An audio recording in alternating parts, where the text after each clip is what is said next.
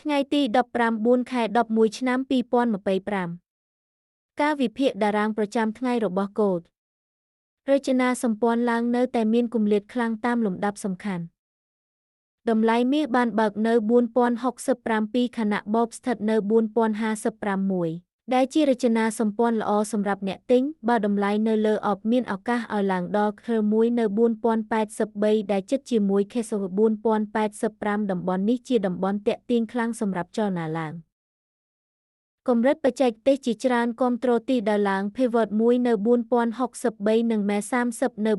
4065បង្កើតជាការគាំទ្រច្រើនស្រទាប់បើតម្លៃនៅលើ MA 30អារម្មណ៍ bullish នៅតែមានអំណាច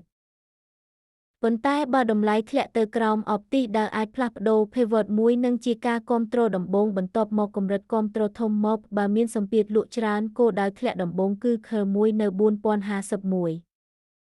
ទោះបានឃើញនៅ candlestick ក្រហមលើតារាងថ្ងៃតម្លៃបិទម្សិលមិញ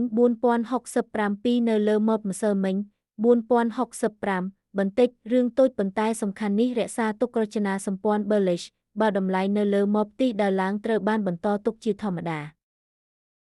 ការបដិសេធចំពោះទំនួលខុសត្រូវការវិភាគនេះគឺសម្រាប់គោលបំណងផ្ដល់ព័ត៌មានតែប៉ុណ្ណោះហើយមិនបង្កើតជាដំបូន្មានហិរញ្ញវត្ថុទេ